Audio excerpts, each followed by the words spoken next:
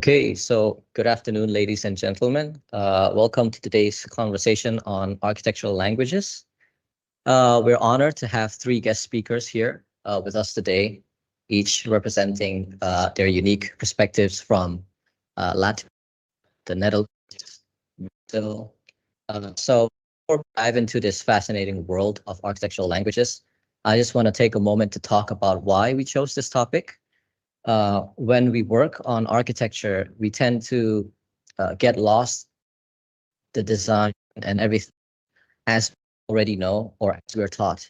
And sometimes we don't see or we don't get to know what people from outside different places do their stuff. Today, we can see how like people from Latvia or the Netherlands or Brazil, they work with their own architectural approach. And so we want to express our gratitude to those who have made today's event possible.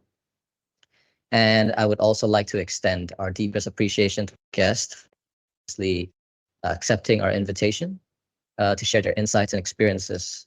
Their expertise will undoubtedly enrich our understanding of architectural languages from these regions. And from Latvia, we are privileged to have Samantha. She brings with her a wealth of knowledge about Latvian architectural heritage and culture and its influence on contemporary design trends. We thank her for enlightening us with her expertise, and also join from the next Sander with his background in Dutch architecture. He offers invaluable insight into the revival of traditional Dutch designs, as opposed to global architecture, both of which are popular and they come from the Netherlands as well. So we're grateful for his presence here today. And then we're also honored to have Davi from Brazil. He brings a unique perspective on architectural languages, reflecting the rich cultural tapestry of this vibrant nation. We extend our heartfelt thanks to him for his expertise with us. To our distinguished guests and to all of you in the audience, thank you for being part of this enriching discussion. So let's delve into the world of architectural languages with open minds and eager hearts. We're going to have Samantha from Latvia, who's going to present first. So whenever you're ready. Hello everyone. I'm going to share my screen. You see it, right? Yeah. Hello everyone. My name is Samantha once again, and I will present contemporary architecture of Latvia. Me myself, I'm coming from Riga city. That's why I think we'll mention more of the projects and more of the background and insight from the Riga capital city. So let's start with the overview of my presentation. I will introduce you to the cultural heritage, because it's the biggest part of contemporary architecture of Latvia, then trends on wood, steel and concrete, and the outcomes that I want you to remember from the presentation. The first thing is the cultural heritage. Latvia is known for keeping their traditions and culture and everything that is connected to heritage. We really appreciate it and we want to keep it as much as possible. And for example, Riga Old Town is included in the UNESCO World Heritage list. And also last year, Kuldiga city was included in that too. So we really appreciate all these old buildings and we really want to keep them and restore it as much as possible. And here, for example, on this map on the left side, you can see that most of the territory of the Riga city is protected and is counted as the historical part, protected by the cultural heritage. So not only the old part of the Riga center is protected, but also outskirts of Riga, and there are certain regulations that needs to be taken into account. And I added those two pictures representing on the left side, which is called the Three Brothers. This is all buildings in the old Riga center. And initially, those buildings were built on the outskirts of Riga. So you can also see the expansion of the urban center and how it developed over the time. And right now, on the right side, you can see really a mix of different styles happening right now in Riga Center. That we have those skyscrapers, not skyscrapers, but those glass facades. Then there's Gothic, neo-Gothic styles, churches, and Art Nouveau buildings. That is almost 60% of Riga Center is by exactly Art Nouveau style. It's really different, including eclecticism, creations, or it can be also really simple, but still it counts as Art Nouveau.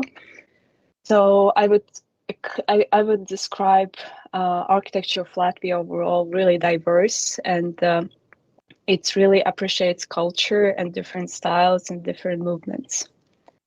Then the next one, touching upon the cultural heritage. Right now, what is happening, this is one of the greatest examples, I think, done by architectural firm called OpenAD.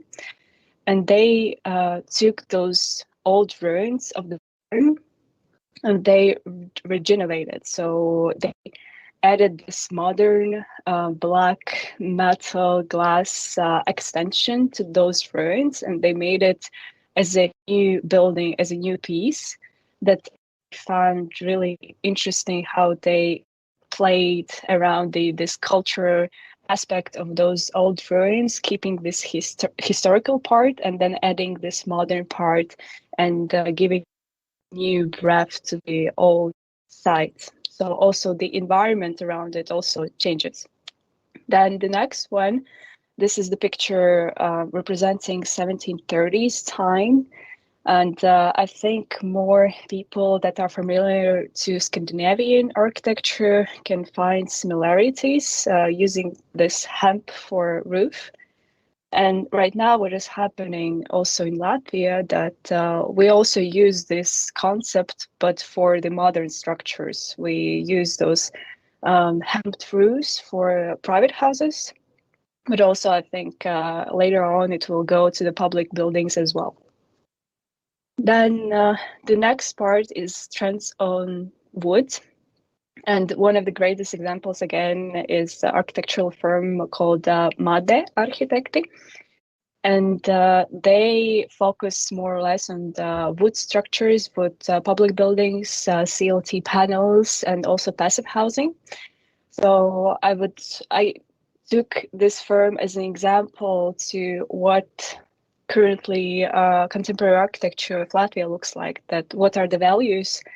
And for us, it's really important to focus on the passive housing right now and on the local materials that we can use, because we have 60 or 70% of Latvian territories covered by forest. So there is a lot of wood that we can use and reuse and use also in the building construction sector. So this was an example of Saldos Museum Art School. And I really liked it because they use those timber panels covered by profile glass panels.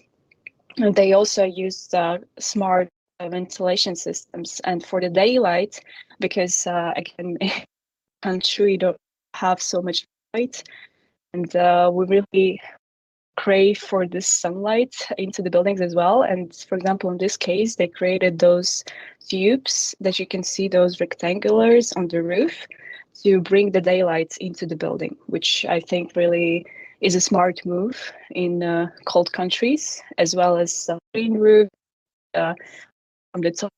It's with the nature, which is a really nice move for them. Then the next example they made was also timber structure, office building, and it's actually located in really, I would say, far away location, almost not in the countryside, in the rural setting. It's really far from Riga center, and but this is a really nice example what they made. And again, about talking about the sunlight, they placed those hang terraces on the east, west, and south, on the north. So they created those balcony terraces that people can go, and so those places they created like a shading. For example, during the summer, it could cover, and then heat is not entering so much. Also for the interior space, they used wood and some accent furniture materials painted black. Then the next example is to the steel structures. And this was a pilot project made by Eter Architecti, and it's a daycare center in Cesis city, not far away from Riga. I think it was like 2 hours away. But we're not such a big country, so I think every city can be reached with 3 or 4 hours by car. So it's not that far away. And this project I really liked because it was some sort of innovative. I haven't seen something like that before. How they use also these steel structures on the roof, as well as it serves as a shading place that it can also bring, because it's located on the south, so there is a sun. But for example, those hanging roofs, they also cover shading. And the nicest part, which is I also liked, and I think it's a nice representative of the values, again, what we want to achieve in Latvia, that we want to appreciate nature that we have. We have a lot of territories that are, again, protected, also natural parks, not only old city park forests and seasides. So this project, they aimed also to interfere with the nature and the surroundings. And also in the future, they wanted to implement some home animals there, then also ponds. So they wanted to also integrate nature and the movement there more and more. So I think it's really nice representation and nice potential of also future projects in Riga. Then the next is about the concrete structures, and it goes back to the cultural heritage and the Riga Center projects. That it's really important for us, and also in the regulations it's written that if you build something in the Riga Center, you need to follow the grid and the rhythm of also surrounding buildings. Some of the architects, they don't really follow these regulations. Some of them, they try to keep this pattern and not to disturb, and also keep this historical part. And I feel like this project is a great example. Achieved it. It's not finished yet. They still are working. Here you can also see the work in progress that is happening right now. And going back to this visualization picture, you can see that at first it's a new project, right? But still it feels like it was there before. It doesn't seem like it's really new. It's like going out of the place. It feels like it's a continuation of the whole urban center. So I really did how they plan materials, because even if there are so strict regulations in height and the placement and the area, they wanted to play it around, use interesting materials and tech. So they use this fabricated panel that of concrete, and they also hold windows. And so it was also really easy to it on the site. And later on, they also used for public, and they also created this green zone that is, in my opinion, a bit lacking in the city center, that I think more and more people need to really appreciate, and create those green places for people to hang out and to appreciate sunny weather when it's really rare in Latvia. But still, it's, I think, really important in the integration into the community and to open them up. So I think all these projects, they are about this like transformation, and the way how we can integrate the society, preserve our cultural heritage, to think what can be the are the local resources that we can use, what we can just find on our territories, and what we can reuse, because we have a lot of abandoned buildings also in the center, in the rural setting, in the countryside. We have plenty of them. So it's also important for us to notice them and innovate them, transform them, and these modern technologies that we have as well. So I feel like those are the most, like, the key points that we have in Latvian architecture, as well as maximizing the daylight that I also mentioned in the mother project. That's because we really cold country, and we really appreciate, and we need to find those solutions, as well as with the ventilation systems, to use smart approaches and to solve those problems, because it's really important, and also in the aspects. So guiding principles, I really like this insight into Latvian architecture. That will be it from my side.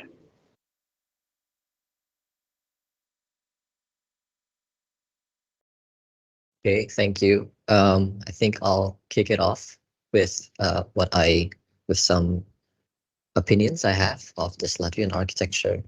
I know I've already mentioned before with you, but my initial impression of Latvian architecture, especially when seeing this guiding principles that you put up, is that it reminds me a lot about what like architects like Lacaton and Vassal has been saying about the transformation of existing buildings. Not just her, but not just them, but also like Studio Moto. They also talk about how they look at existing structures as almost like joyful ruins. So basically using existing structures as the seed for design. And I could see it very much here playing a big part in this guiding principles in Latvia, and also like the reuse of secondary materials. It's also like I'm very surprised about using hemp for the house that you showed from 1730s with the Scandinavian, I think Scandinavian architecture type thing. And to be a very cool thing to have like roof on public buildings, not just houses as well. It's kind of a grand gesture, I think, to the tradition, back to the tradition, and also thinking about environments and things like that. I also, one thing I want to comment about the Etters building with the case study that you just showed, the steel structure roof. It's very, very porous, and you just said it creates shading. And I really like how the notion of shading, or the notion of like eave or roof shading, is very different from us in Southeast Asia or anywhere where you can want to block sunlight, whereas in Latvia or maybe many parts, you kind of want sunlight in. And so this roof is really like it really shows that these Asians have a problem to very differently from any other places. So you see this unique approach to architecture shown here. Anybody else want to say something? I can say something.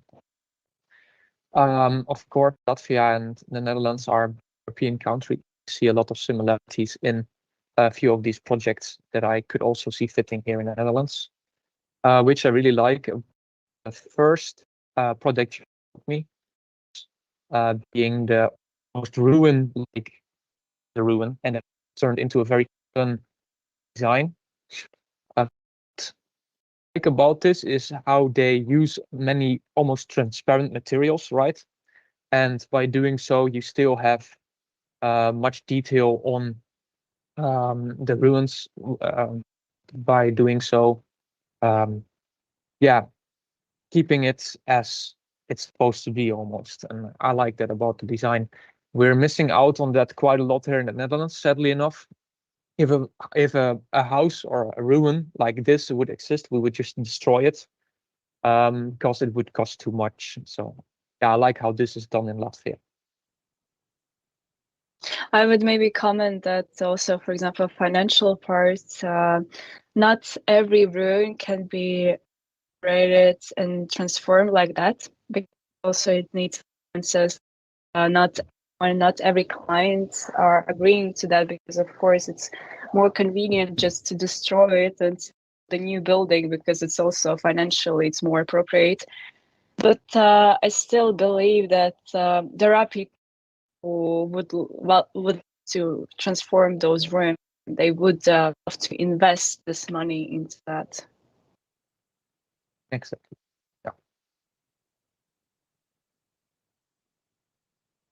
Maybe as like so comment something. It was quite nice to see like many of these examples and typologies from Latvia. And I wanted to ask like your personal be the like what do you think right now biggest focus of architects in Latvia? Like is it sustainability? Is it preserving the culture? Nature you mentioned. So what do you think is like the trend architects now? I I would answer with the most, I think, cliche answer. For example, sustainability. But I won't answer this question like that, because I feel like in every country, sustainability is on the first place, and it's like a basic for every design. So it's not something really, I don't know, specific and special about it. But the second part, I feel like that tradition and culture would be the most important aspect for architects right now, that everyone is still thinking, okay, what is like the most important for people. We need to also create some sort of surveys to create and to ask people if they want it. For example, if they are building something outside Riga in these ruins, so they need to also keep in mind this culture around it, those traditions that they have. So I feel like this aspect of culture and tradition, it was also a long time ago, and still I like that we still think about it, and it's still important for us. Okay, yeah, Hey, that's thank you. very, very interesting. Yes, thank Yes, very interesting answer. Yeah. Should we go to Sander? Sure. Yeah. Let's go. Yeah. I'll share my presentation.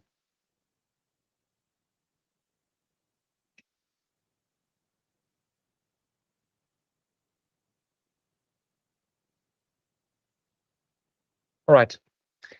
So I myself am from the Netherlands. I'm specifically from the province of Groningen, which is quite known for being a student city, and also one of the little bigger cities that are still quite as it used to be a few hundred years ago. This because of the war, the Second World War, in which many of those buildings were destroyed and had to be made quickly again because of the baby boom. And by so, some of those projects or some of those buildings didn't have that much attention span to architecture. And those buildings, say, they are very simplistic, and that kind of ideology kind of got integrated into our architecture, sadly enough. Because our country is so little and so cramped up, we need all the space to be as efficient as possible without actually building high rise. And by so, you'll see the Dutch reality on the right side as many terraced houses that are very cramped and close together without really good views or open areas that you can socialize in. I want to talk about 3 different types of projects today that go into how we're trying to fix this problem without losing our efficient flexibility.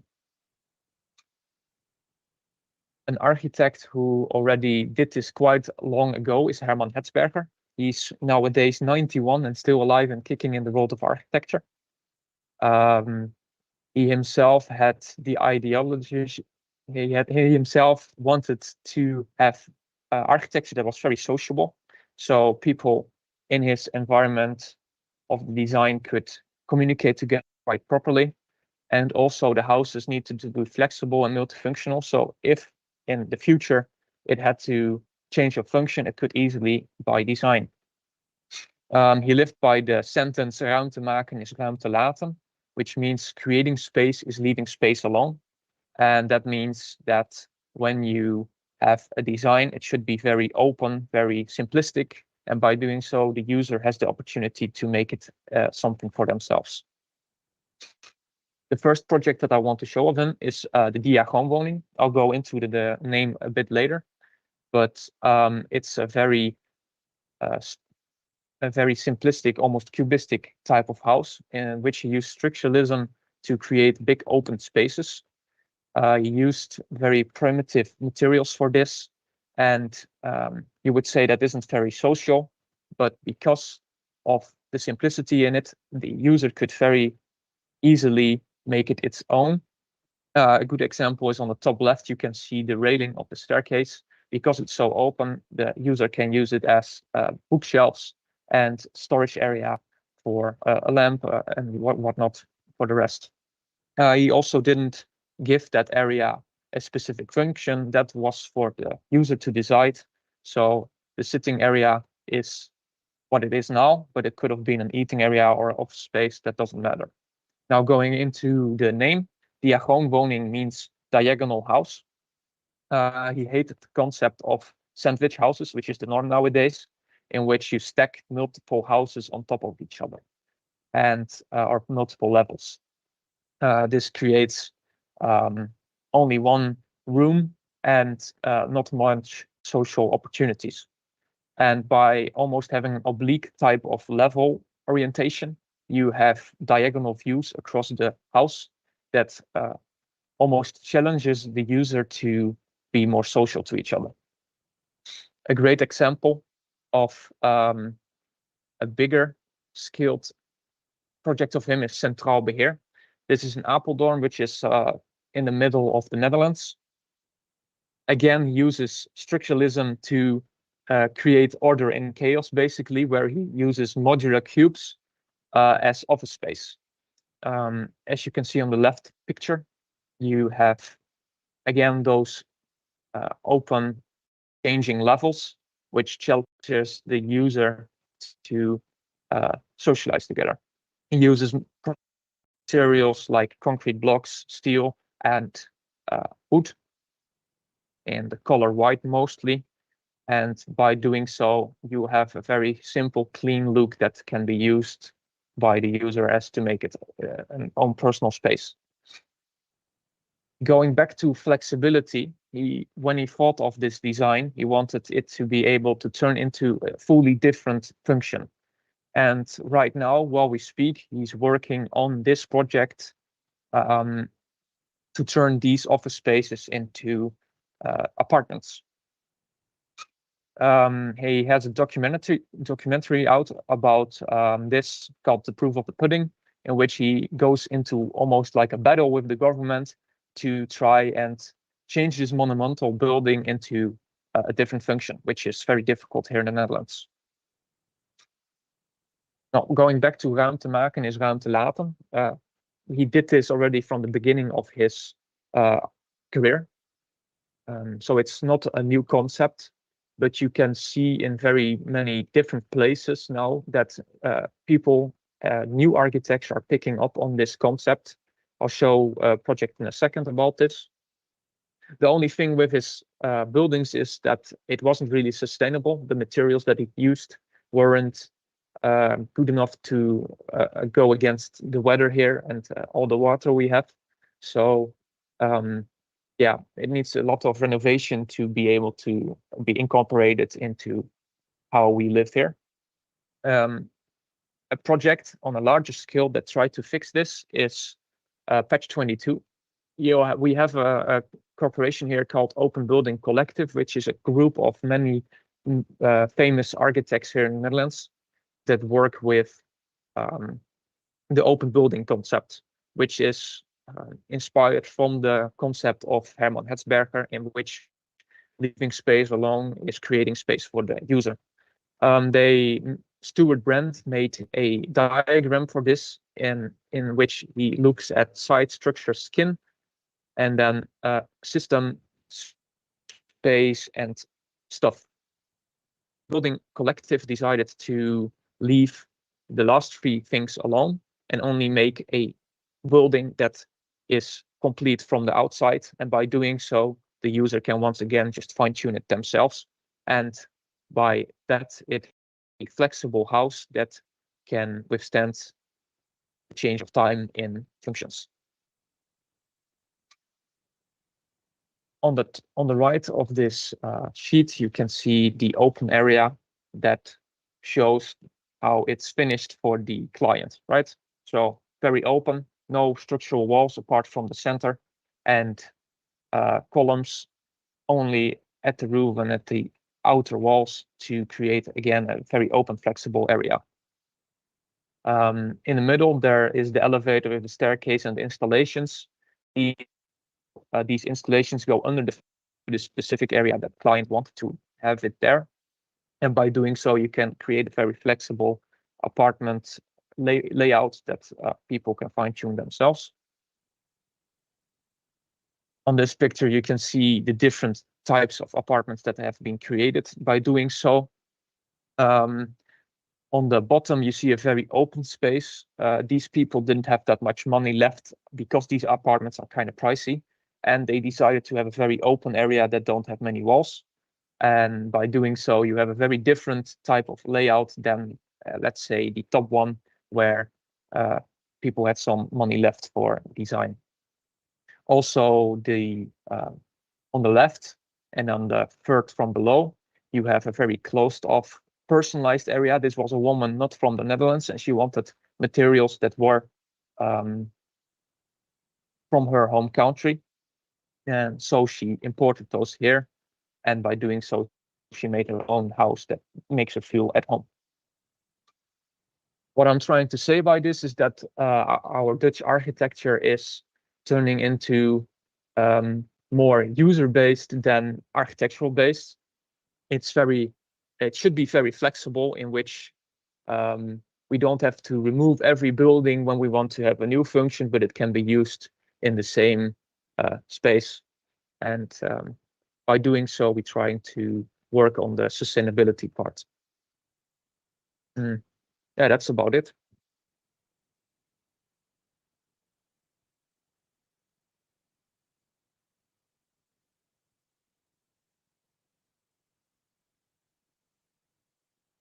Am I still on air, or?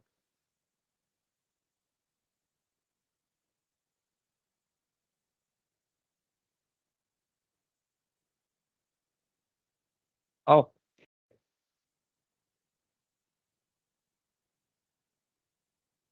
Okay, I'll wait. I think we can already talk a bit about the architecture that we looked at, right? Maybe I can start with a question. Mm-hmm.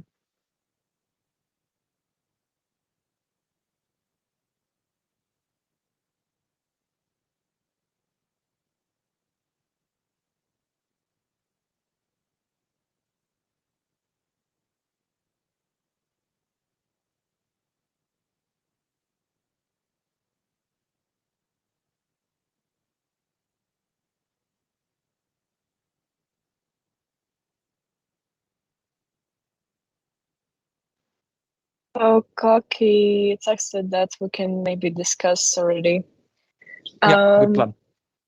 So I was really impressed actually because I had different thoughts about your presentation, and it was really interesting for me to see the example that you chose, because for me, for example, perspective and perception of the Dutch architecture, it's like those big companies as MV, RDW, OMA, those like also small like studios, 9 Dots in Amsterdam, that they create those beautiful designs and really sustainable with the greenery, and that's a lot of it. Your presentation was a kind of I think reality to Dutch architecture, how it true. looks like. Yeah, and it's kind of sad. Yes, Yeah. but it was also interesting, different perspective. And for example, the first, I think, project that you showed, it really reminded me of this prototype project by Alejandro de la Sota. I don't know if you know it. It's called Bahia Bella. And it was created also like with stacking those different units and also connecting it through these stairs. And it reminded me of that project, but in the Netherlands it was realized, and in Spain it wasn't. And it was also a nice impression that Netherlands can do everything almost. But yes, and then the last project reminded me of actually this famous, I think, in Amsterdam, the social housing block by MVRDW, with those different facades and different units stacked upon each other. And this one, I think it's, this one is like really similar in that sense that it's also like different units, as I understood, that are stacked together. Yeah, so I can tell something about that. This is Johan van Hasseltkade, and these almost all of these buildings, Open Building Collective, the group of architects that work on open building concept.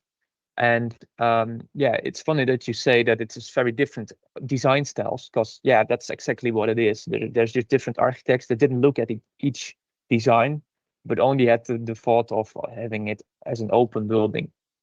And by doing so, you have a very playful area that really focuses on the user's experience by just not giving them anything, basically, so they can fine-tune it themselves. That's exactly what it is. And going into what you said about being surprised to Dutch architecture, right? You have like Oma Architecten, Vrem Koolhaas, and everyone. They happen to be Dutch, but I don't think their Dutch design, or their design isn't Dutch anymore, right? It's very global. The buildings they built here, they could fit also in Germany or Belgium or anywhere in Europe, maybe even somewhere else in a different continent. And they lost a bit of the aspect in which Dutch architecture always focused on being efficient and needing to have the little space we have. We need to put as much thought into that so it could work out as it's supposed to be. And I mean, the Dutch architecture, as you know it from Google, with the old monumental buildings, that doesn't exist anymore. It's because craftsmanship has died out on that part with the small, beautiful, artistic, almost details. That's gone. It's more minimalistic now. Yeah. Thank you for your answer. It's really interesting indeed. Oh, thank you. Yes, I also wanted to comment that it was super also interesting to see how that in all of the examples you had some sort of multi-functionality. And even like in the first one, it was like defined by the user, like that house, right, with the many levels. And it was also achieved through like such simple ways. I think, at least if you stop to think about it, he just like didn't do that sandwich houses, yes, like you said. He just like used those offset levels, and that already created like so much value in the house through like very simple and I guess to the point. And also like these buildings you're showing right now, it's not then like the user necessarily, but through time it can also be multifunctional, right? So these like buildings, many ways to achieve that. It was quite nice to see. Thank you. Oh, that's exactly what I was saying, right? It's like we have little space, so we need to be flexible with it. And to destroy a building every time you need something new on it, that wouldn't be sustainable whatsoever. So we're trying to puzzle that out. Sorry, guys, my computer did its thing. Can I also like add something for that? Yeah. So I really liked how Herman Hertzberger started with like sociable spaces and the flexibility, and also the diagonal diagonals and obliques, creating interaction between the users. but also for me, Dutch architecture, just based on what I've seen so far, to me, kind of follows this logical system and very rigid as it goes on, and rigid in the terms that the form itself is rigid, although the space inside is more flexible for the users. So we have this trade-off where we try to touch less on the space inside, the living space inside, and so this architecture itself loses some characteristics of the building, and also because of that, we're in this. I feel like in this decade, we're having many conversations on what do we put our focus on, like sustainability, flexibility of use, or we have architects like Thomas Dirks, which is one of my favorite architects from Netherlands. And for him, he talks about how the Netherlands is not really for him. He's more like in a Belgian, he's more involved in Belgian type architecture where he experimented a lot. And so even within these closed regions, you can see like drastic differences between like design approach. So yeah, that's for me. It's because our site is very flat, and you would say it's very easy for us to design specific houses because of it. But because of the cramped space, we always have the puzzle of how can we fit a specific building inside this almost prison cell of an area, and how can we make it outside into the world as a good picture, right? Because as the example I showed in the beginning, it would be very difficult for a nice view to be created in this type of area. And that's why we mostly focus on the inside of the houses and the experience of that, apart from like the outside, in which, you almost have examples like the Dutch reality I show here. And that's a waste in my opinion. We could do better on that. And we are already improving on it. But there's no solution to it yet fully. I like how you put the two images together, the Groningen and the Dutch reality, because I've personally been there, and I really, when you talk about how Netherlands lack a lot of this social spaces and things like that, I was like, what are you talking about? Because Groningen is like one of the most like cozy cities that I've been. It's very cozy, it's very sociable, and it's very like friendly for beginners like me. Exactly. Yeah, and then you have this stark reality where it's just like apartment buildings going straight for I don't know how long, but then you do have like a courtyard in the middle as well. So for me, from the Southeast Asian perspective of how sociable a space is also different from yours. And yeah, I see how that's also like an interesting conversation to have. Thank you. Should we move on then? Next speaker.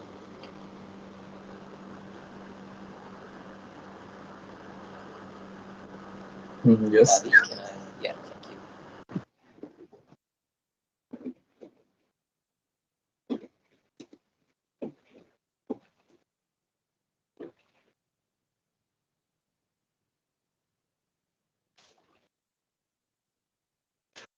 you. Sharing, yes.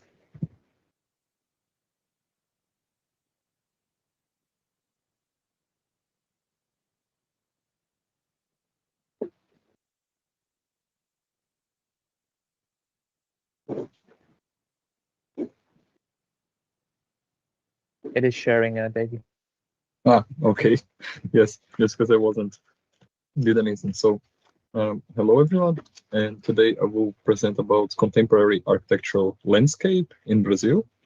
And I chose 3 examples, and I chose them in order to showcase as many different faces of our current scene, I would say. So I chose one house, one apartment renovation, and one commercial space. So in that sense, I hope everyone can get a little bit of an insight on how architecture is done in these like most recent times in my country. So all of these are 2022, 2021. So not so old, but also as early as I could gather them. And the first one, it is this house project. It is located in the city called São José do Barreiro. It is a very, very small city in the countryside. And cities like this in Brazil, they started their existence due to the coffee plantations that happen in the interior of the country. So first we had like the big cities like Rio, for example, on the coast, and then with time people started going more inland inside the actual jungle in order to plant coffee and grow cattle. So this is the house. It is built in 2022, so it's quite recent, but it looks traditional. And this is the front entrance. So as you're like walking through the street, even think and maybe assume that it is just one more traditional old house, because you can see like the gates, the steps leading you to the garden, and all the traditional elements that I will showcase a little bit later. But no, the house is quite modern, and that's what that's one very interesting things that the architects wanted to achieve in this house. They wanted to use the traditional knowledge of the builders on the area in this modern project. So here is the the floor plan.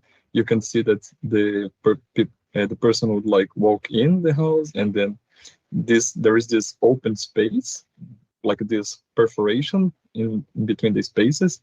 And to one side you have the living quarters with the bedrooms and toilets, and the other one is one single big like living and sharing space, which the architects wanted to achieve, because the people that actually built this house, the family, they are natives from this region for some generations. So they wanted like a big space to receive guests and host dinners. And here you can see like this in-between space, how it is elongated and how it opens up to the view of the fields and the countryside. But the most interesting part here is that actually this house was built basically 2 years ago, but it really does not look like that. And that is one thing that it is kind of one of the ways that architecture in Brazil is going to, which is to incorporate and evidence our native materials and our traditional techniques. So the architects here, they actually worked with budgets of less than 200 euros per square meter. And the actual construction crew, they're not trained as with professional architectural drawings. So you cannot just show them like a detail of a wall or a facade and they will know how to build it. So that's why they have actually to simplify the drawings in order for the builders to understand, which is quite interesting when you think about it, that the architects are changing the way they communicated in order to actually make these final results that you're seeing. And I think that's super interesting that they went through that thought, not just simply giving the drawings to them, but actually of considering, okay, the people here, they work in this way for like a very long time, so maybe we should adapt to that. And in that case, the traditional materials here are, for example, the clay tiles on the roof. These are extremely common all over Brazil. Some features like these wood beams that hold the tiles are also super common. And to have these semi-open spaces, it's also very traditional for us. And here, finally, you can see one of the interior images. This is of that big living space. And again, there is not even insulation on the roof. There is just the tiles and then the structure, it is all exposed. And the ground also, this it was made with concrete, but it is to simulate the old technique that we have, that is basically pounding dirt really, really like tightly, and then we made grounds out of that. But here it is a bit more modernized. It is concrete, but still they painted it the color that it usually looks like. So this project, it is, I think, really interesting, and it really shows how modern architects and modern techniques even with drawings and computer renderings like they made for this project can be used in reality to bring us back a bit of the tradition and a bit of the techniques that everyone like remembers and enjoys. And this one, it is one apartment renovation. This is in my home city of Brasilia. It is the capital of Brazil. And which is what is very interesting here is that it kind of goes against the first one, because the first one was like this very, very traditional Brazilian architecture. But this one, it is actually a renovation of a modernist apartment. And basically all the apartments from the outside, the buildings, they look something like this. So it is modernist. It looks like that Unité de l'Habitation from Le Corbusier, which is like raised off. This has the pilotis. It is very, very modernist, built in the 60s or 70s. But then what we did, what the architects did was they opened all of the floor plan, basically like this kitchen, dining area, and the living with the office space, and just kept the wet areas here together and the bedrooms to the other side. But the main thing was the actual choice of what goes on the because here they had this like very structured grid of the modernist apartment. So all of the windows here, you can see they're all of the same. They repeat. The beams, they also go like every a frequent amount of steps, and the beams located in the middle of the living room. But how they chose to keep that was that, for example, the floors here, it is the original floor from the building from the 60s. So that they chose to keep, of course, because they wanted to evidence the materials and the natural materials that we have. So this is wood from the region, and also for the furniture, they also chose local wood. And you can see also that the style itself is quite in between, like this maybe brutalist with the exposed concrete, but also very comfortable because they choose also these materials like leather and books and plants, and of course the trees on the outside, which sometimes we don't think maybe as being part of the architecture, but in this case, for example, these the view to the tree actually makes part, I think, of the architecture, because if it wasn't for them, there would be like so much sun going inside, and then they would need blinds and other solutions for keeping the inside cool. Here you can see again a bit of that openness. They knocked down these walls that you can see where the beams were. There were walls there previously, and they just made the whole space much more airy, and the flow of people is made easier because of that. And here is just this like image I really, really like because of how simple it is. This is also another way that architects in Brazil are doing things now. It is just keeping things as simple as possible. But I think that sometimes this might, because of like the location, and of course we can afford with a nice view of the trees and sunlight like that, you can just make a kid's room be super simple in the design, let's say, but still works really nicely. And the final one is also in the same city. It is Brasilia, and it is this market renovation. This is one picture just to that kind of tropical savanna, but it's the jungle. It is just like pure grasslands and sun all year round, and extremely hot and dry climate. So basically this is a renovation. Also, this overhang structure of the ceiling was built for a sports facility. So basically it was like just a cover for the players so they could practice their sports underneath the shade. And basically what they had to do was renovate this in under 3 months to create this like semi-temporary food hall installation. And this is the floor plan, just quickly showcasing how the kiosks are arranged, and all the other functions are to the margins of the plot.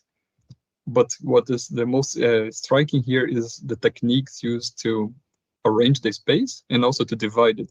So this first picture, you can see that the tables go all the way to the end of the overhang, and they chose to divide this eating space from the like outside space, which is not anymore from this property, just with a garden. So that was something that the architects also wanted. They did not want to build fences or close this space with glass. So they wanted it to keep airy, the breeze can flow in through, so it really feels like you're fully in the outside. And then they just did the landscaping around the concrete platform, which is here. And this concrete platform basically sets the boundaries, but not in a harsh way. And this other picture here to the side, you can also quite see how the climate allows us to be quite open and free, because these are like the kitchen spaces that people are actually preparing your food there, and then you can just walk, and there's no need for insulation, and also very little need for ventilation, just the exhaust. But that's basically it, because of course it's all open, so the constant wind can blow through. Here's one more picture of how one of these restaurant spaces looks under this roof. So at least for me, I think it's quite interesting that they also left all these metal exposed, and you can you feel like as if you're half inside and half outside, and still they managed to create a very interesting and fine, even like chic looking dining space in what was formerly just like a football court. And yes, that's all for me. Thank you. Thank you very much. Can you hear me? Yes. Okay, that's nice, because I was panicked for a second.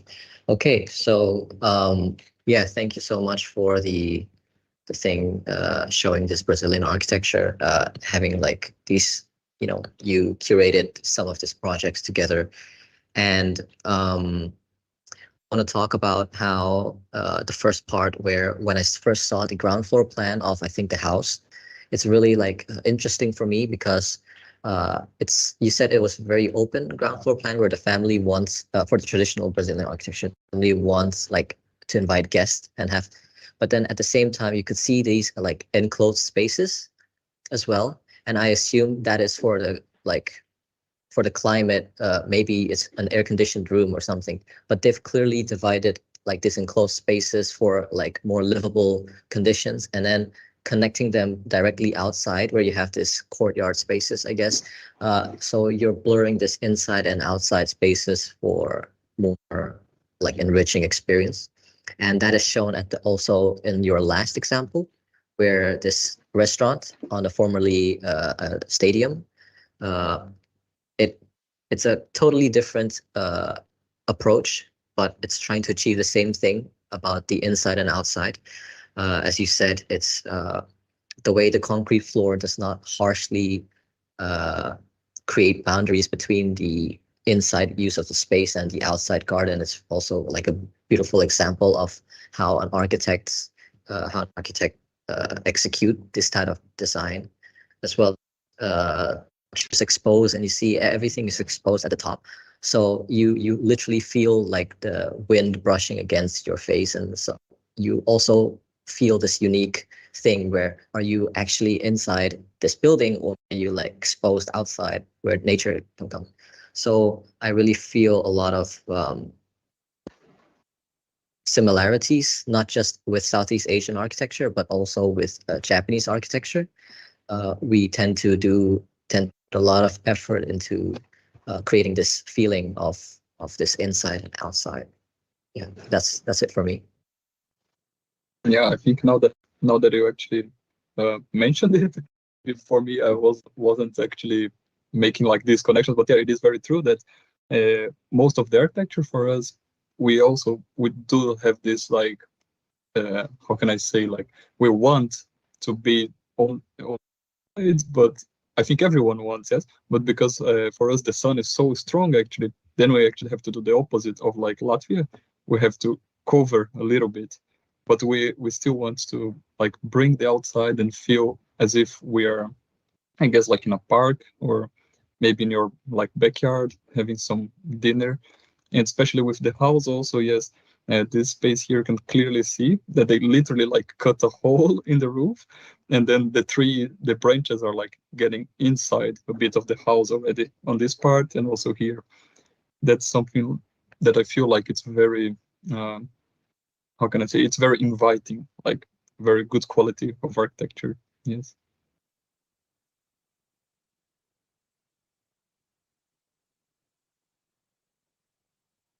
Yeah, and it also, even though it's such an opposite in most aspects of how Dutch and Latvian architecture looks, it's also has some similarities into what I wanted to show you guys today, in which the open spaces that are created with those primitive, almost like older used materials, even though it's concrete, it causes again that flexibility into a house. And I think if I look at these pictures, Brazilian architects are also picking up on that concept.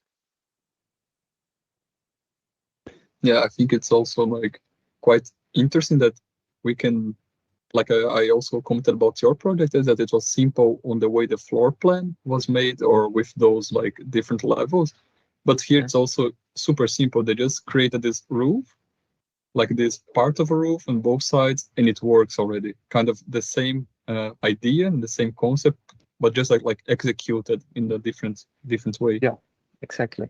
You really give the opportunity for the user to make it their own home, right? And that's what I Yes, think exactly. should be the goal of every architect. I think I will make a small comment exactly about this project, that I like that it's similar to the Latvian, like those concepts about using those local materials, that I really also noticed in this project, that as you also mentioned, that it's not, even it's a new building, but still it doesn't look like that. And I really like that concept. And I also like that I'm not sure if in Brazil there are many skyscrapers with the glass facades or those kind of architecture, but I also appreciated that you showed this traditional values and traditional buildings that are really fitting into their environment, and I also feel the atmosphere looking at those pictures. So thank you. Yes, I would say that I think, yes, like every like country also have like the buildings, but they're mostly only, I guess, in the big cities. And there are many, at least for us, there are many like of these still countryside villages, which have these houses. Mainly are the old ones, which are being like lived on and preserved. But it's super cool. Also, for me, I was actually kind of surprised when I saw that they chose to build it like that. So it kind of remembers me of Latvian, yes, because your guys are also like in our current year choosing to use the like traditional and old materials, but you could just have used the like the modern ones, but still you choose to use the traditional ones, which look really nice in my opinion. Yes. Yeah. Okay. So perhaps we should go to the conclusion of this part one. Yeah. So overall, I do feel that it was such a rich discussion that we had.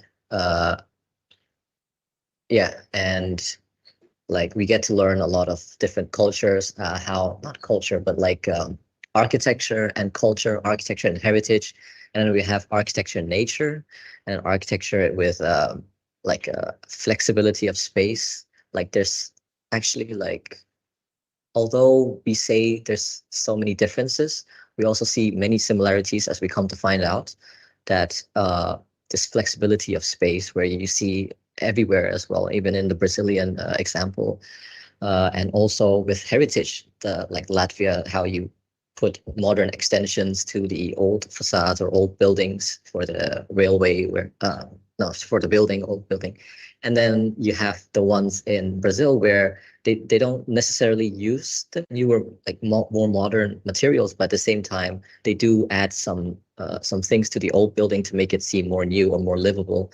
So I feel like in this decade of architecture, this is where the focus is kind of central, not as much of form finding or form generation as before. I feel, especially in Europe, I do feel a lot of focus and attention on creating sustainable materials, creating open-ended plans and open-ended structures from existing buildings. And so these are some of the similarities that I picked up from like looking at you guys' presentation, and I really think the audience also gained helpful insights to their design moving forward with their careers or studies. So then I would like talk about or get some more comments on some buildings, and I would like to share my screen. So, right, so this is an example. It's the Lana wooden house, and I have to make a small disclaimer that I am not Thai, so I am not really like the best person to ask about Thai architecture, but because we're living here in a Thai environment and I've studied here for some time, I think I know some stuff, and so I just want to make a brief description of this building, and then we can talk about how it might or might not fit in our respective regions. So first of all, yeah, this is a wooden house, very traditional, very vernacular. Vernacular in the sense that we use the Taitung Ban, which is like pilotis spaces. And these pilotis spaces are not to create interaction for, or that's the subproduct of it, but the main reason is to be flood resilient. So in Thailand, we have monsoon seasons where rain just comes flooding down. And you can see in the bottom left picture, they are living right next to like I think a rice farm field, or basically water is really close. So in order to like have a livable area, you have to bring that livable area up into the second story. And then after that, you're going to have this open space on the ground floor where during flooding season, you'll have to evacuate from there. But otherwise, during the dry season, actually, you achieve a lot of cross ventilation from this one. And this, you can also see that there's no walls. So in rural villages, we don't really put walls to enclose because we live in the same community and we know each other. So people from your neighbors or from the villages actually can come walk right under your house, and then that creates a lot of interaction. And I think these days, this type of vernacular architecture is gaining more traction because of its basically of its function, and yeah. So let's kick off. How would this building be in, say, I don't know, the Netherlands or something? I'll kick off. If I look at this, of course, installation-wise, it wouldn't be fitting to put into the Netherlands, but you could fix that by making bigger walls.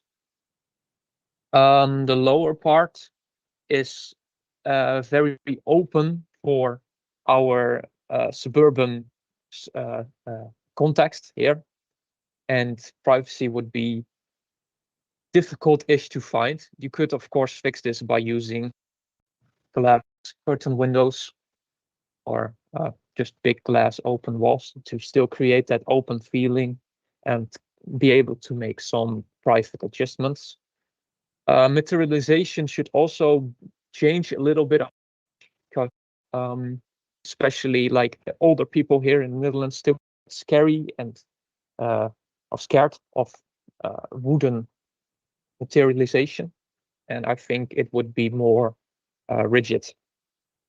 Maybe use bricks or some type of steel cladding to make it look like it's stronger, even though it is. And also you have like the roof, you have longer eaves, but in the Netherlands, you don't even have eaves, right? Yeah, you just have the roof and it's straight down like a parapet or whatever, a rain gutter, and then it's just,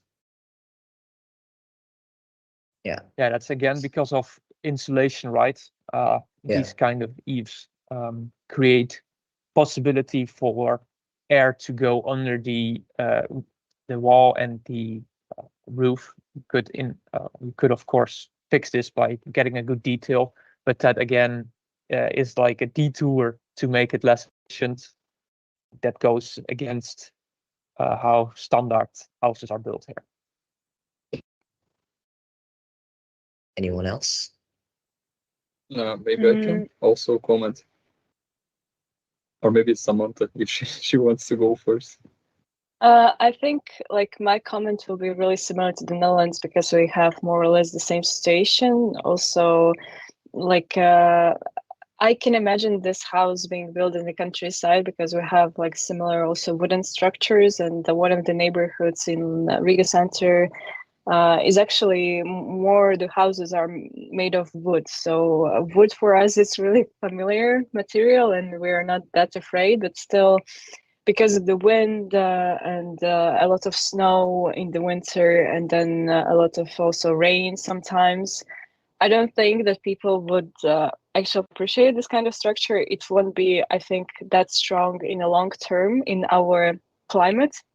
So I would agree that it can be like strengthened with insulation and other materials to make it look stronger and more maybe sustainable and more appropriate for our climate. But overall, it's I can see it. I think in somewhere in the countryside, it's a good design.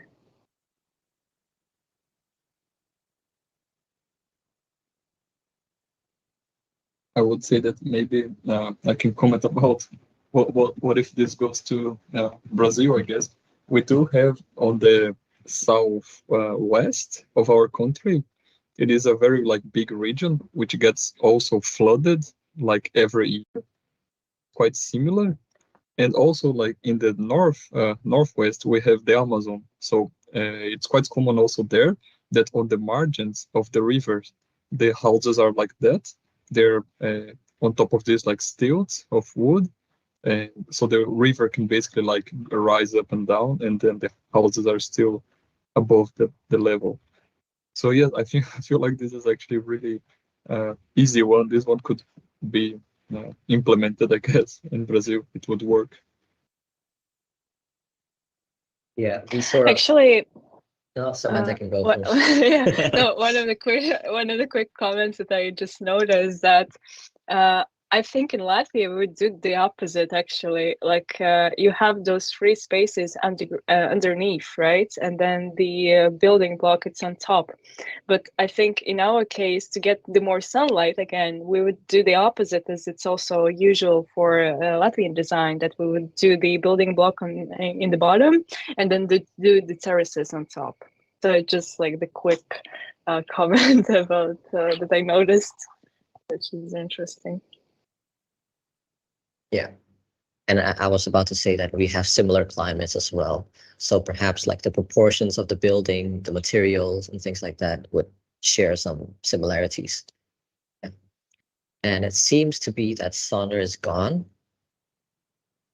And so because the next one is going to be about, floating houses, and I'm not going to pronounce that, but by Architect and Bureau. And Sander was supposed to talk a bit about this building, but I'll say something instead. So for this floating houses, for me personally, I don't know why we don't have this in Thailand, because it's such a cool solution to the housing crisis and also the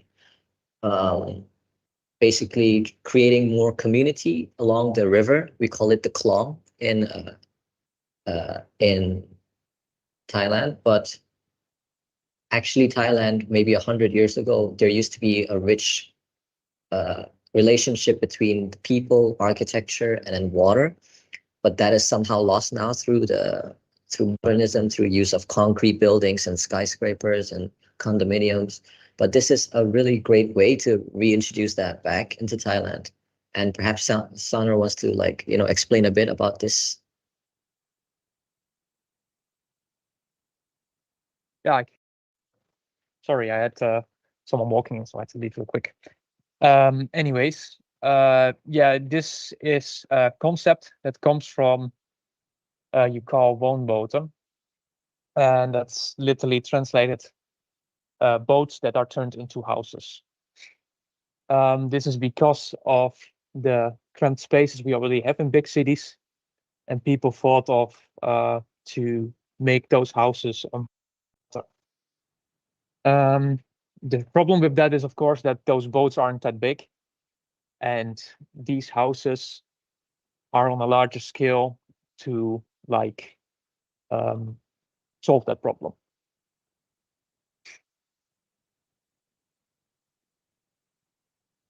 And so, what about this building, and in the context of either Brazil or Latvia, how would it look? My first, I, like the first thing that comes to my mind might not be so much architecture, but I was thinking like if this was like in Brazil or Thailand also, being this close to the water, I can just imagine like the mosquitoes, like the amount of them. And for us, we do have some sort of like coverings that we can put on the windows, those meshes, and these are also common for us. And some like local ways to avoid having so many insects also. But yes, as I said, also the previous example, we do have houses on the river, like literally on top of the water, but they're just not floating like that. I guess because it's also like much bigger rivers and with more flow of water. It's not like these canals, which are still, I suppose the water there is a bit more still in the Netherlands. But yes, it's quite interesting. I think in the case of Latvia, I like the design. It's like really innovative, and I think it would be great solution for a river that we have, one of the biggest rivers in Latvia, Daugava, and especially in the like urban centers. It could be like, I can imagine this. It can be built, and I think it would be nice to have some, like, to have this use of water and to integrate it into the urban expansion somehow. But I think in Latvia it would be problematic in case of finances and also foundation, because I think the foundation should be really, really strong to make it happen, because we have like deep, like in the river, we don't have this, like we need to go deeper into the ground, and this that can be like kilometers, so like it's the distance, it's really big. So I don't, it will be a bit problematic to make it. But for example, on the lakes, I think it's possible, but I haven't seen such examples in Latvia. Only like next to the rivers or next to the lakes on the ground. Maybe it's yeah, because of some different resources or something like that. But I think it's a good potential how to make the use of water side as well. Yeah, I completely agree. Let's move on to the next one. We have this. I think this is the railway station, I think, or railway warehouse. And then they've added an extension to it. You could see like the glass facades and things like that, and exposed steel structure within it as well.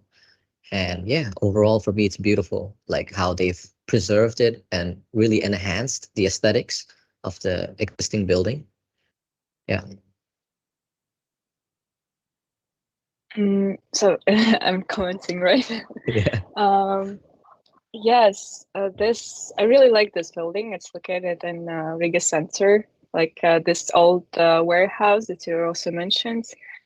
And again, you can see the example of cultural heritage and how they preserve the existing building, which is made of bricks, and how they made those extensions on the side. So it's like a continuation from one side to the other side. And they also made it really invisible, I would say, like it blends into the existing structure. And again, they also use natural materials such as wood and glass. And overall, the space doesn't serve as a warehouse anymore. It's really multifunctional. There are different functions happening, like markets, fashion shows, exhibitions, and whatever you can imagine. Also some excursions and trips to this building, because it's a great example how they achieved it and how they also renovated the building. And also, for example, this roof, you can see how they also make it more like the strength of the building itself. It's also more visible.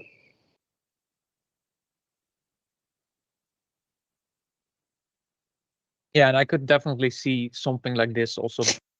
That's right. We also have monumental buildings like this at harbors and other smaller cities. And by using those transparent materials, you really still highlight that monumental building like you explained before. Yeah, I could definitely see this fit here also.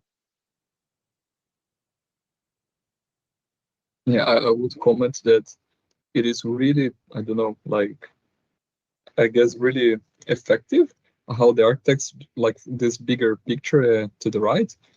If it wasn't for the concrete floor, which is like super smooth and it clearly looks new, the whole like rest of the image with the walls and the ceiling, it looks like the original, I guess, train like station. Yes, so that was just something that I really liked, because I guess when you go there, then you would feel as if you were in the older space, but then something totally different could be happening on the inside, like you said, like a fashion show or like an exhibition. So that's just something I thought really, I guess, like it really worked effectively in this project. Yeah. And if there's nothing, we're going to move to the last one. So this one, for me, I could see it here in Thailand.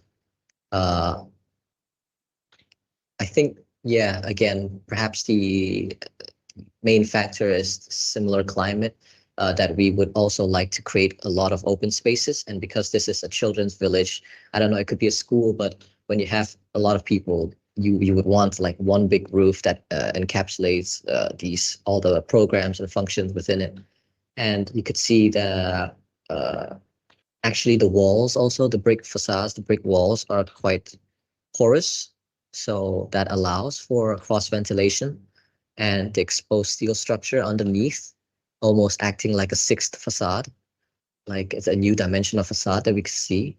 And then you have the inner courtyard as well, where it's not only about appreciating nature on the outside, but creating something on the inside as well. And for me, this is a very agreeable project, and I could definitely see it happening in Thailand. Yeah. Yeah, I can just open with a small comment. I read about this one, yes, and it is like kind of a mix between and like a place where the kids can live. So I guess it's kind of like a maybe a boarding school that the kids stay there. So there are the classrooms and then 45 units, each with six students inside. So I guess the kids kind of like really do spend some time there in this school, which is quite nice.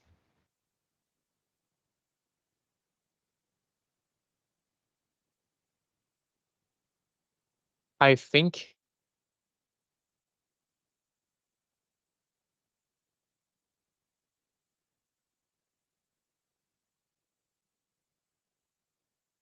Samantha, help us. Yes.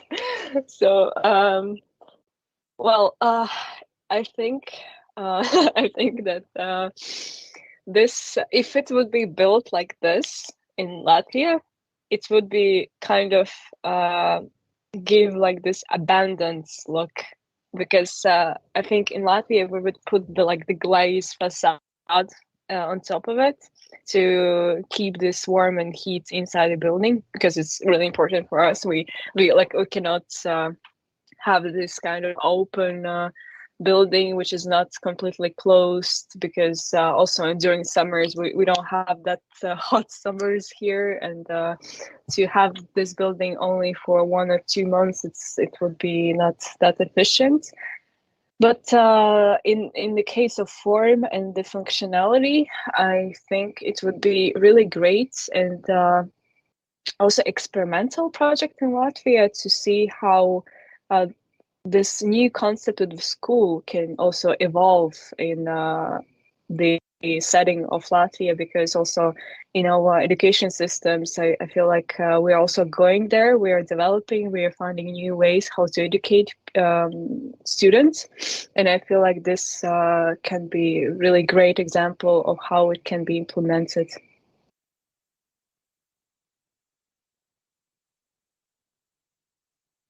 Sandra, you were saying something? Wait, I can't catch your audio. I think it should be working now Ah, again, right? it's working now. Yeah. Perfect. Am I clear also? Clear, yeah.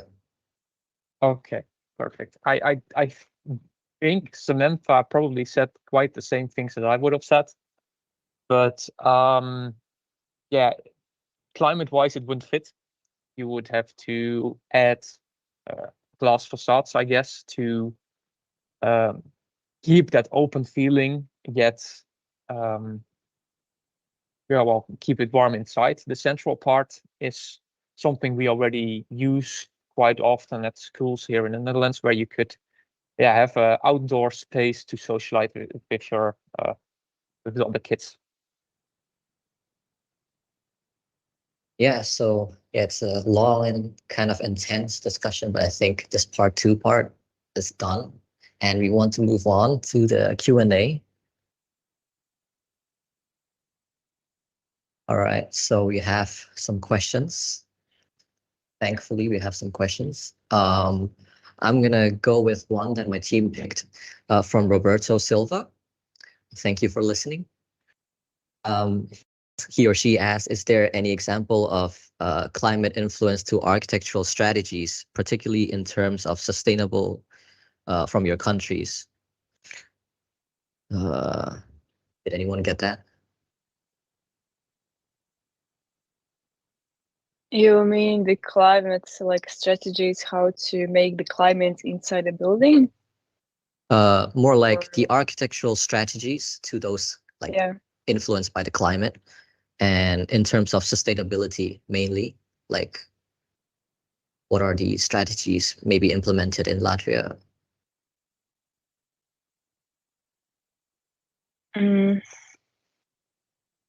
I feel like okay, for example, we're using wood as a main, I think, building material for more structures throughout each year, but at the same time influencing by our climate, which is I don't know, a lot of rain, snow during the winter.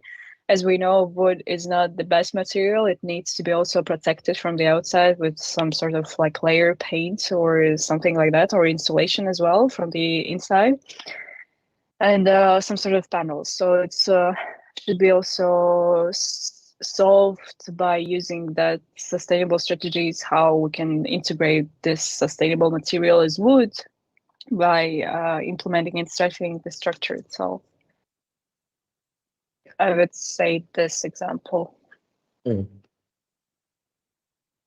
also, yeah, in Thailand, for me, what I know is that we have some buildings, because you asked for examples, like we have House C by Bangkok Tokyo Architecture, using very open-ended plan for, I think they used RC structures.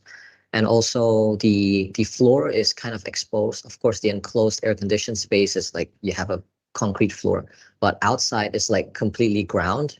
And so it's cool, it's cooler. And so you don't have to use as much AC, the maintenance and then energy, it saves energy. So that's one. And we also have another project, I think it's called the 50/50 House by Bangkok Project Studio. And for them, the 50% house is that the concept is that you just complete 50% of the house. structure-wise, detail, and decoration-wise, only 50% is done. And the rest of the 50% is not only for saving costs, but it's where nature can get invited into and like produce its own wear and tear and like basically interact with the building. And so instead of creating having a budget for 100% of construction materials, you actually reduce it down to 50%, give half of it to nature. That's what we have in Thailand. Yes, maybe I will comment then about Brazil. One like way that we use actually, it is also to try to keep cool the inside, yes. And one of like the most traditional techniques is basically to use the like bricks, basically blocks, yes, of concrete or clay, and they have like perforations in them. And then sometimes, for example, in the let's say bathroom or some corridors, you can have the wall made out of these bricks. So the light will go in, but not all of it's not like fully open, but at the same time not fully closed. And what is nice is that then the wind can blow through the holes of these bricks, like actual big holes, you know, like maybe 5 centimeters in diameter. And the wind can blow, bring in the fresh breeze and air from the outside, but the most of the sunlight is still like kept outside. And one example that I can remember, but this is quite modern one, it is Hotel Emiliano. It is in Rio de Janeiro. And basically what they made is they took the idea of these like bricks with holes, but they made a like facade element. So they're actually like panels of metal on the outside, which have an interesting design to them, which is basically consists of then like some holes and then some elongated shapes, and they act as the window shutters. So when it's too hot and the sun is very strong, you can close it and you will get again like the breeze and a bit of the sunlight, but most of the heat will be outside. And then when the sun already like moves to the other side, you can open them and you have fully accessible views of the sea. Yeah.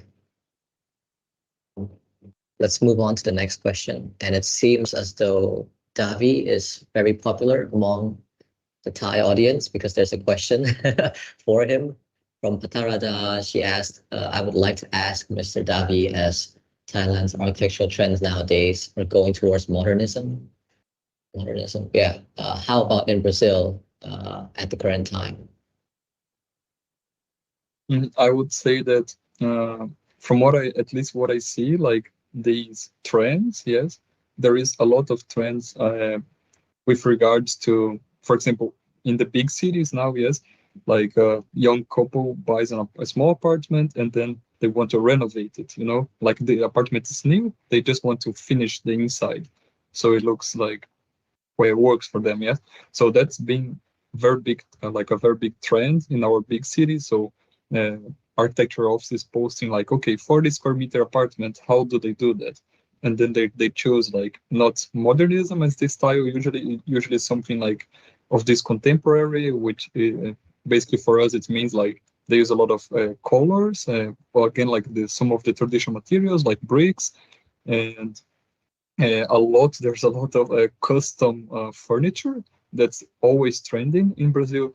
So you have like a custom table that fits only in your apartment, or like a custom wardrobe. So this is always like on trend for us. And for the big, I can say maybe for the bigger buildings, it's like the school that we commented on before. It is like this very big and expensive public spaces that we always try to make it as open as possible, and also like incorporate some elements of the local traditions and life. So I think we moved away a bit from modernism, but still we have a lot of that before. But yes. Thank you. And well, time-wise, I guess we only have one more question left from Gun Cho. It says great information. So what are the role of technology in shaping contemporary architecture from your countries? For example, lighting system, architectural computer program, BIM, and etc. So, anyone?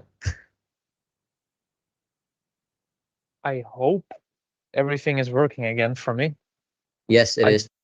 Welcome I've back. moved off the spaces, so Welcome back. going into BIM and AI and everything. Yeah. We are only working in Revit here at my architectural office, combined with Enscape as a render program. We are very interested into automating this progress and also using AI, but we haven't really had the time nor the I wouldn't call it interest, but well, we have different things that we focus on right now. And when we have a little bit of time left for it, we would want to look into those kind of things also. Yeah. And for me, and we have what we usually do, or we get taught here in my university is like usage of programming. So like Grasshopper is mainly used to create this what do you call parametric architecture? Yeah. And at the beginning, as a tool, I was really like, I really liked it. It was very like fun, something new that I touched upon. But then these days, I'm trying to question like is the use of Grasshopper that justifiable in every project, especially when the site and the context is very sensitive. And so in terms of technology, yes, parametric architecture has always been here and it's always evolving. Like you can see by Zaha Hadid's, led by Patrick Schumacher, always using parametric technology and many of the big firms as well. So that's that. But then for me, yeah, I would question it and then try to think about it before using. And then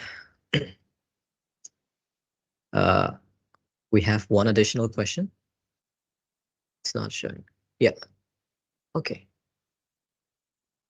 So from Jessica, thank you. Oh, now Sandra, you're popular now. As a native from Netherlands, in your perspective, when talking about your country, what architecture is well known? From our view or Yeah, globally? in your view, Okay, yeah. And then Dutch architecture. Yeah. Yeah, okay.